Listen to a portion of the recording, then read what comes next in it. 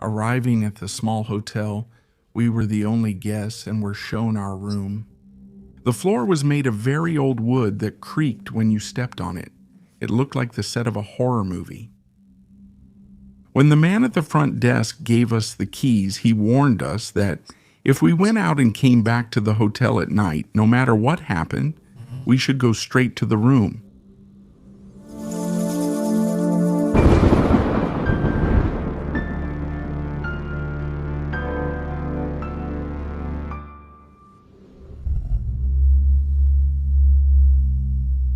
Mazamitla, Jalisco, Mexico, a magical town in the Sierra del Tigre, surrounded by endless forests and mist-covered mountains each morning.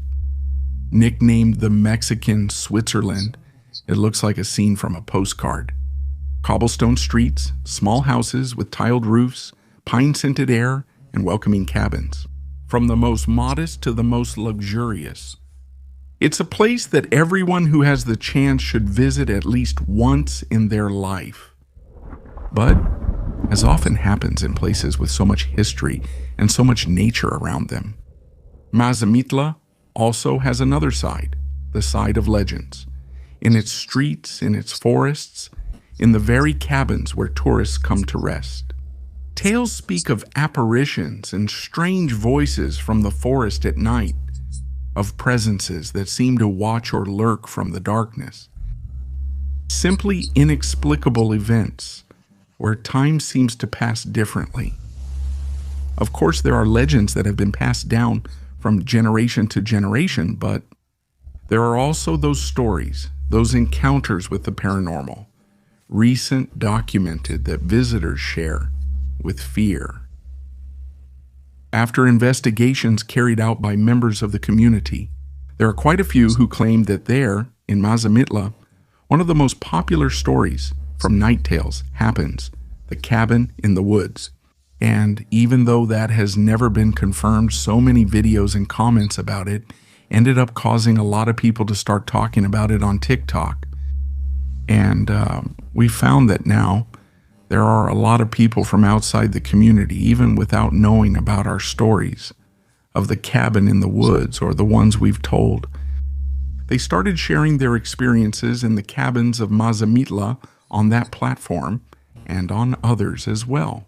Many of those stories have reached us, some even without the names of those who told them. But we believe it's time to share them because we might be facing one of the places with the most paranormal activity in Mexico. It's time to collect more stories, so if you have one, please send it to us, and much sooner than you might imagine. We will be there, because yes, we'd love to record an episode there to check if it's true that no one can go to Mazamitla without taking away some proof of the supernatural. You're listening to Stories of the Night.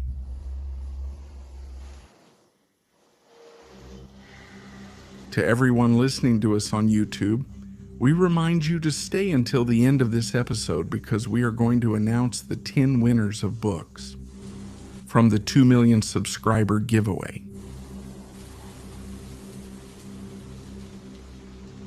We start this episode with a very short story, which someone sent us a screenshot of. We hope to find the author.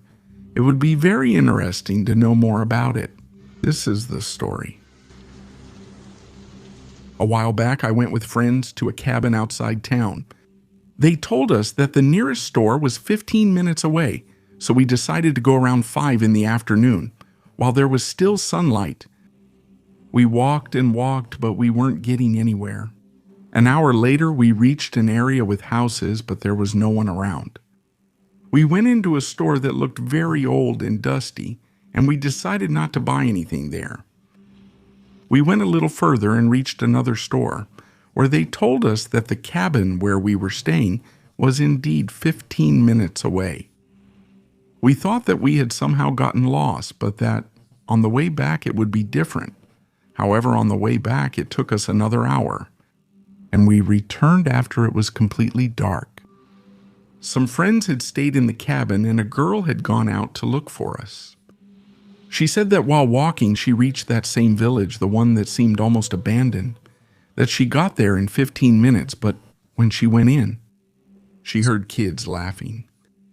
She was scared by children she couldn't see, so she went back. The strange thing is that we never ran into each other, even though there was only one path to get there and there was just forest on both sides.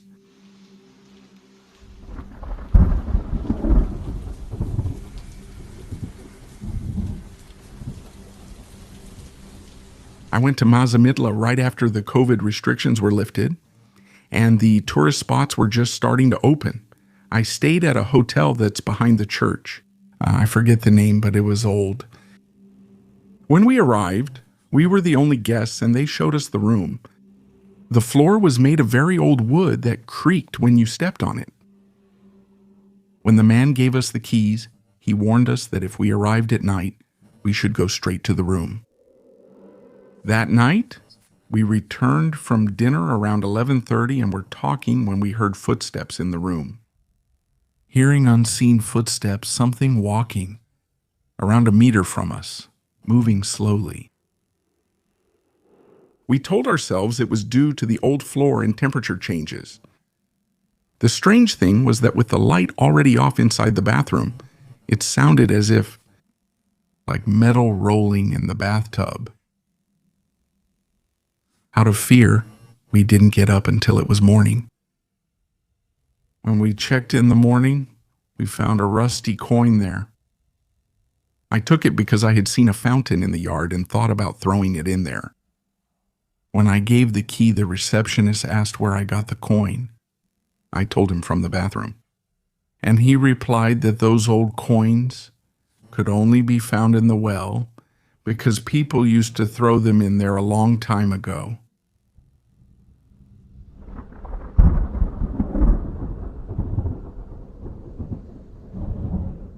Hello, Ordeal and Relatos de la Noche community.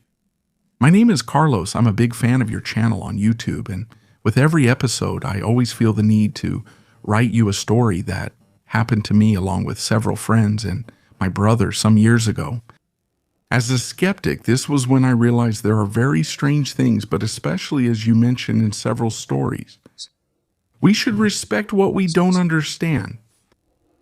This is a story that several of us can tell, and we always agree because it happened to all of us. It all began in 2010.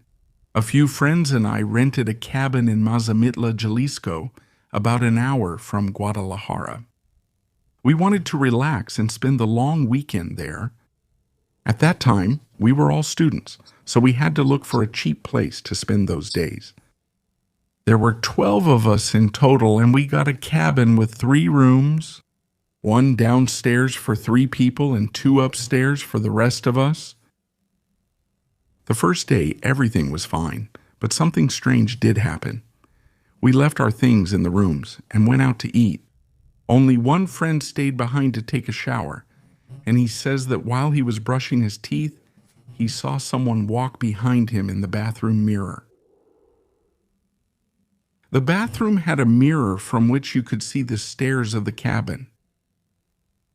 He chose not to dwell on it, ignoring it, despite being alone in the cabin. The day continued as usual. At night, after a few drinks, we started telling scary stories, but mostly just to make fun of them. And then we almost started daring each other that, if there was something, to manifest itself, for something to happen so I could believe. We had that usual courage from partying with friends. What a mistake, as you can imagine. That same night, another friend who was sleeping alone with his girlfriend saw how, by the light of the moon, a person's silhouette appeared by the bed, like someone was watching them sleep. He got so scared that he covered himself with the blanket like we do when we're kids. The next day we walked to town in the waterfall. We were outside for about 3 or 4 hours. When we got back, we realized that the cabin was open. We argued over if someone forgot to lock it, but the strangest thing was that all the doors in the cabin Refrigerator, pantry, bathrooms, and kitchen were all open, as if someone had broken in to steal, but nothing was missing. Everything was still there, even my laptop, which I'd left on the table to turn in an assignment Monday. Later that night, we gathered in the living room drinking beer and tequila. The atmosphere was still festive, but we definitely didn't feel like challenging anything anymore. When we heard the upstairs toilet flush, we all went silent except for me, who, for some reason, I shouted, "Calm the hell down, man." It was my way of making fun of everything that was happening to try to make it seem less important, so we wouldn't lose control. But nobody laughed. Nobody reacted. No matter how much we wanted to avoid it, fear had already settled deeply among us. That night, while we were sleeping, a friend saw someone enter the big room, upstairs where there were 7 of us in bunk beds. He said the silhouette approached me, stood by my side for a moment, leaned in, then left. I didn't notice anything since I'm a heavy sleeper. When my friend told me the next day, all I said was, "Next time, please wake me." The second day was calmer. We ate in the village and went horseback riding. There was already a heated argument about money, I think. But the third night came. That damn third night.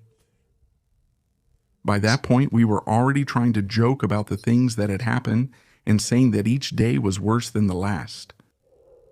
In fact, since Paranormal Activity had just been released, I don't know if you remember it, we would comment that it felt like we were living in the movie. But nothing prepared us for what happened that night. We all went to bed and, due to previous night's events, locked the bedroom door. It must have been around 3 in the morning when, half asleep, I heard someone quietly calling my name. "Carlos, Carlos, wake up." Half awake, I saw it was my friend. He told me, "Someone wants to come into the room."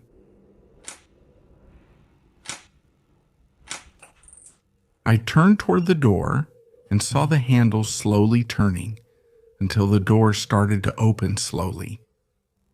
Fear paralyzed me. I only spoke with another friend so we could prepare. Luis, open your eyes."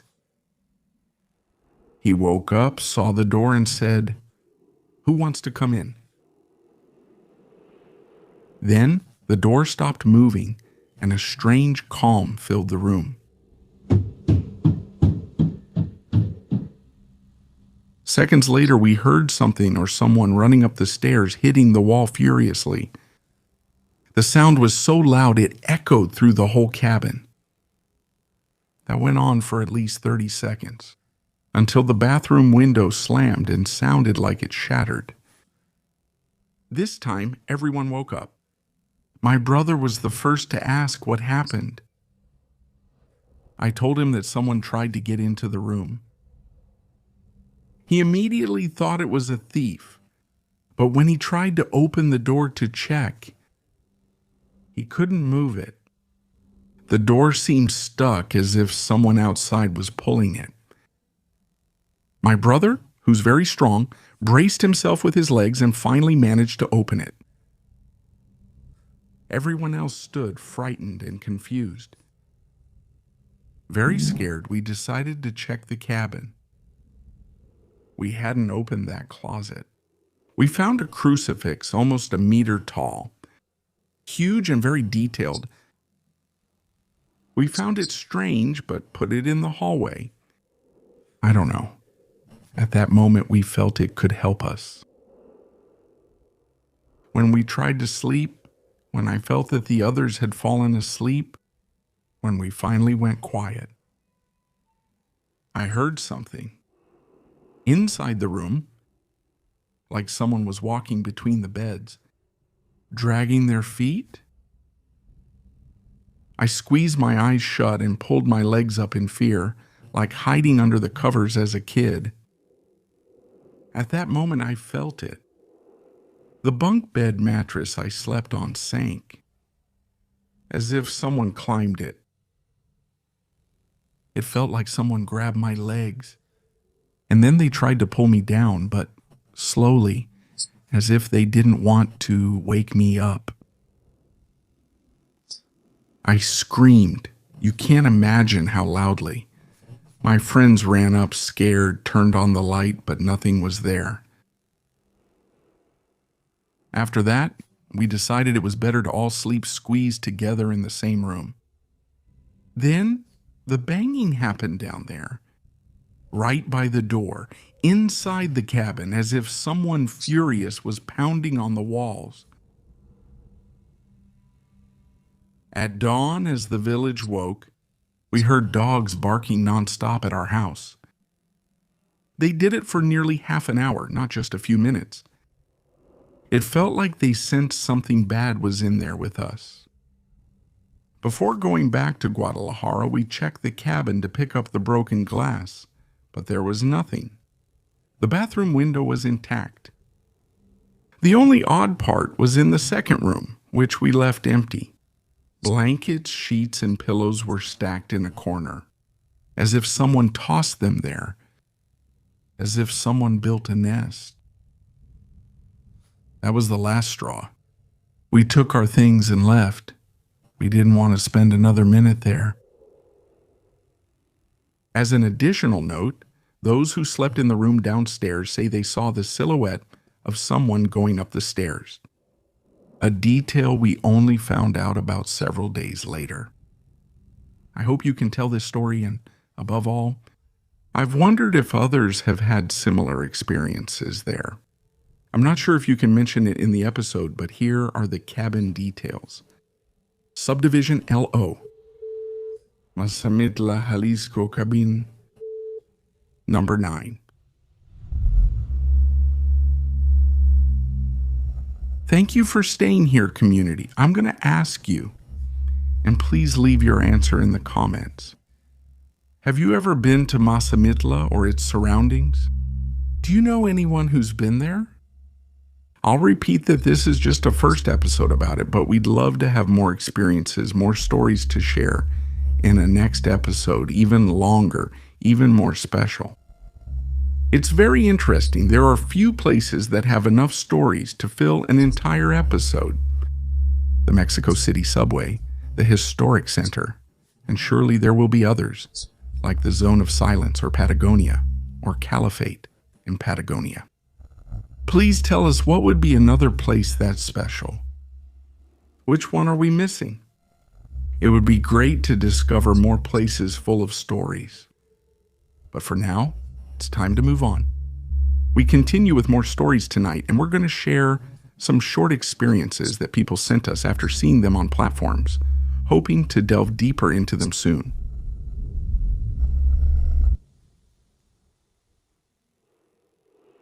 More than 12 years ago, something happened to me in a cabin somewhere. During dinner, I could see straight through the dining room window from my seat. Suddenly, I saw someone approaching. At first, I saw only the silhouette, but it kept moving closer to the cabin until it went through the window and vanished. I was in shock, unable to say anything, until my sister's friend's mom turned to me and said, "You saw it, right?" I was scared as hell. It turns out she was a psychic, and she explained to us that the spirit had been haunting that cabin for a while. She said a young man had been in an accident. He was left to wander as a restless spirit. That night we couldn't sleep, and the next day they moved us to another cabin.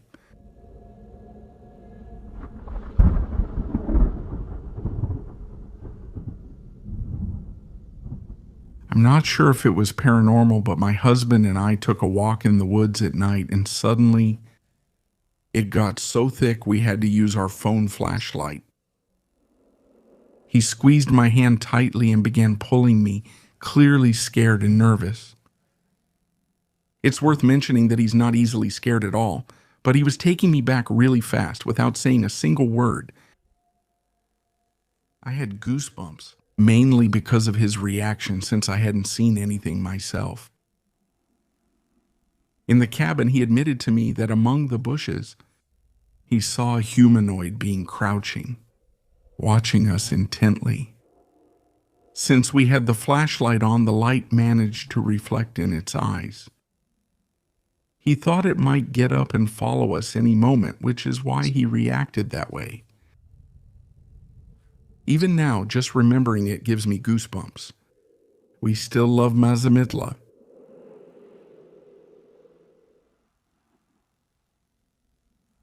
One time while we were there, my parents saw a person's head pass by the bottom part of a big window, which was almost 3 meters above the floor. The large window overlooked the cabin's yard. My dad and my brother-in-law, who are both tall, went out to check if they could look in to see if someone had gotten inside. But they were still quite far from reaching that height. We don't know what peeked in.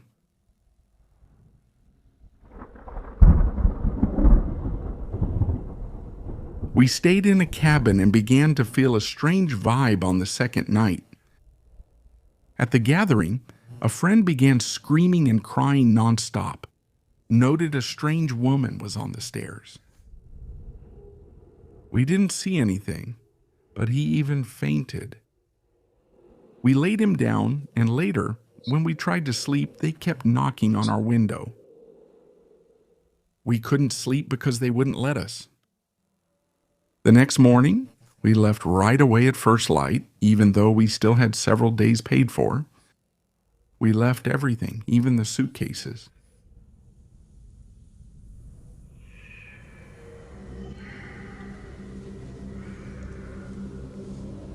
The last time I went to Mazamitla, a friend and I woke up early to walk through the forest looking for a viewpoint that was supposedly nearby.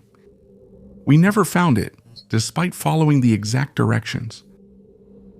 The strange thing was that after a while, we saw an old lady walking alone toward us. We wondered, why is she here alone? We greeted her as we passed, but she didn't respond. She carried several bags, a basket, and more items. But the strangest thing was that in one hand, she was carrying a plastic bag with a dead animal, something that looked like a cat. After that, and when we lost sight of her, we decided it was better to go back. If you experienced one of these stories or know someone who did, please share this episode with them. We want to learn more about these experiences. But now we'll continue with others that have been sent to us. This isn't over yet. Hello, community. Hello, Uriel.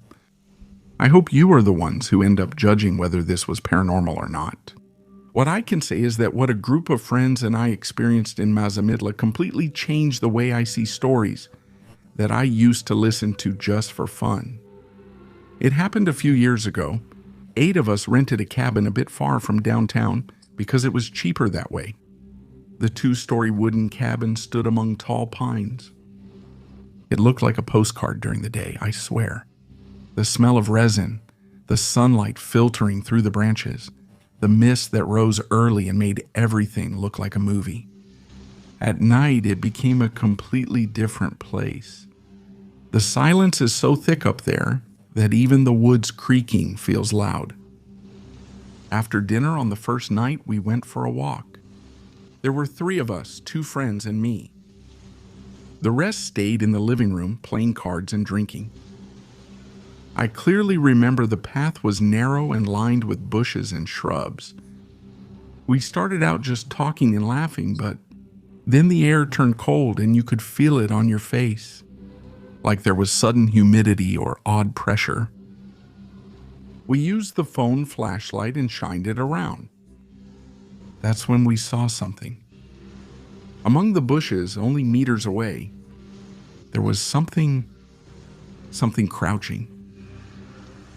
At first I thought it was an animal, but the shape was too human. Also, the hunched torso, the long arms close to the body, the head tilted like it was watching us. What froze me was when the light shifted and hit it in the face. I couldn't make out any features, just the eyes, which reflected the light as if they were metallic, like an animal's in the dark. It didn't move. It didn't back away.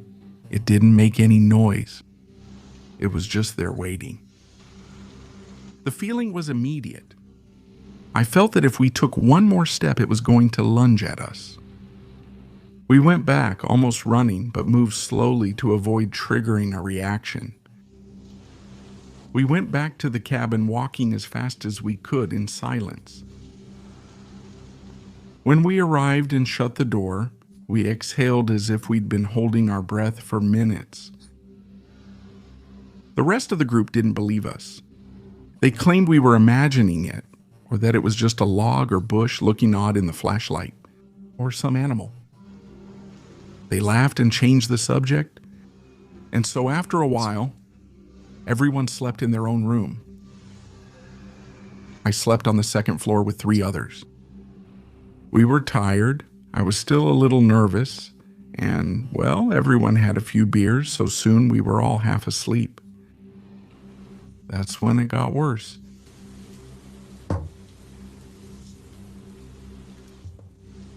First, there was a very soft tapping, like someone was knocking on the window with their fingers. I thought it was a branch moving in the wind, but the sound kept repeating, almost like someone was keeping time.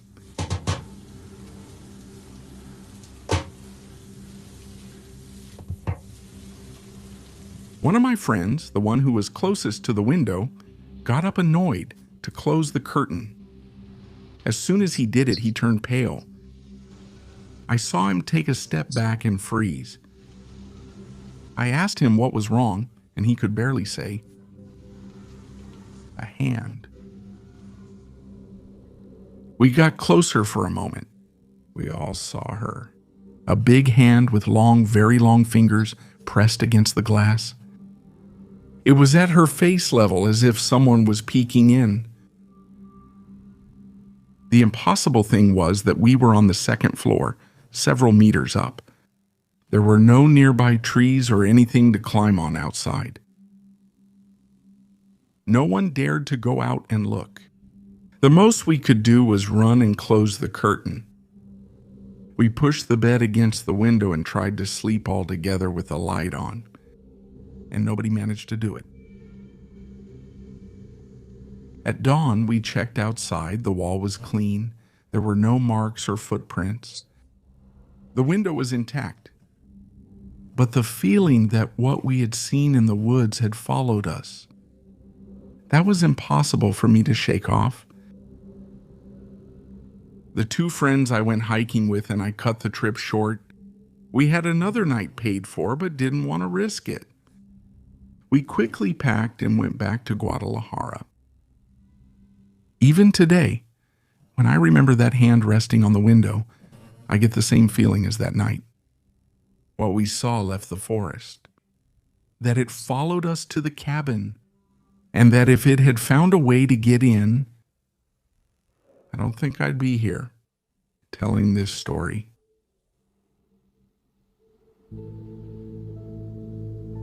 Hello, community. What I'm about to tell you happened to me several years ago. When I was in college, I was studying the literature and honestly going through a hippie phase then. I trusted people too much. I liked to travel without any plans, improvising, taking whatever came my way. One weekend, my friends planned a trip to Mazamitla. The plan was for all of us to leave together, but I couldn't leave at the time we had agreed on. And instead of canceling on them, I thought I could catch up with them little by little, hitchhiking from Zapopan. For me, that was part of the adventure. The first stretches were easy. People picked me up quickly until I reached a point where the road started to get more and more deserted. It was getting dark and no one was picking me up. When finally a man stopped, I felt very grateful. I was grateful. He was a large, serious man driving a battered pickup full of goods. He told me he would give me a ride, that he could take me as far as Mazamitla. That was convenient, but the road was still long, but the truck seemed ready to break down any minute. Yes, it broke down just a few kilometers before arrival. We stayed there in the middle of the road, trying to push and tinker with the engine. I couldn't leave him, even when others passing by offered us a ride. So I stayed and helped him as best I could until after a couple of hours. I don't know how, I don't know what we did, but we managed to get it started again. We got to Mazamitla after 10 p.m. My phone was off for a long time, so I couldn't tell anyone. My friends waited for me at 7 at the kiosk downtown, but of course they were already gone.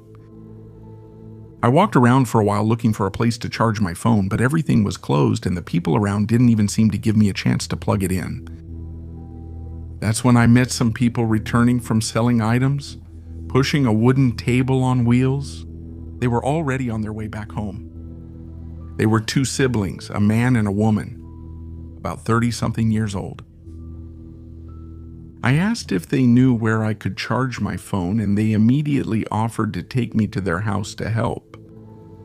Confident in that stage of my career, I simply accepted. As we walked, I asked if it was strange for a stranger to visit their house so late. The woman walking behind me quietly assured me it wasn't a problem. They'd been alone since their mom died. That I could stay as long as I needed, even spend the night if I wanted. Their mom's bed had been empty for ages. Their house was a few blocks from downtown, old, spacious, with furniture that seemed untouched for years. I sat at the table facing a hallway to a dark room. They let me charge my phone. I was telling them about unimportant things I said without thinking, while I tried to turn on my phone when suddenly I heard something.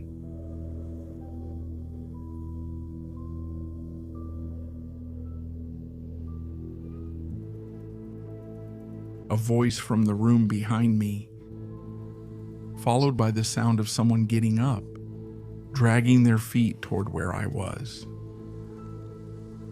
I didn't want to turn around right away out of politeness. But before I did, I saw the face of the woman in front of me. She was pale, eyes wide, as if she'd seen something terrible. The man stood up suddenly and shouted toward the room, "Mom, please go over there. We'll join you soon." I felt a chill running through my whole body. The woman in front of me looked at me as if trying to hide it. She shakily told me to ignore it. She said I could leave my phone charging and stay if I wanted.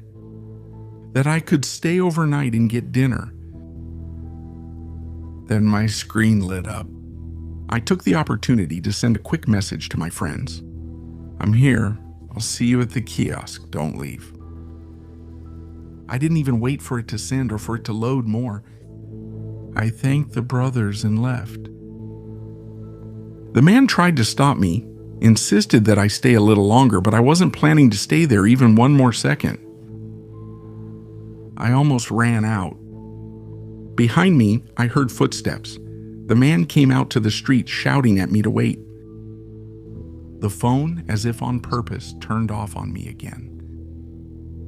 I had to keep running in the dark. When I got to the kiosk after what felt like hours, my friends were there. They said they went to dinner to give me time to arrive, but they never left the kiosk. And you can't imagine the relief I felt when I saw them. I told them what had happened, although I don't know if they completely believed me. I still remember that night, about the voice I heard coming from that room, about the way something was staggering toward me, and about when that man called her mom. That wasn't the only thing that happened to me on that trip, but the next story is a long one that I hope to share with you soon.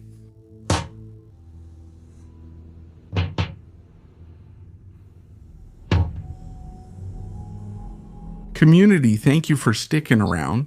And here are the 10 winners of the books from the 2 million episode.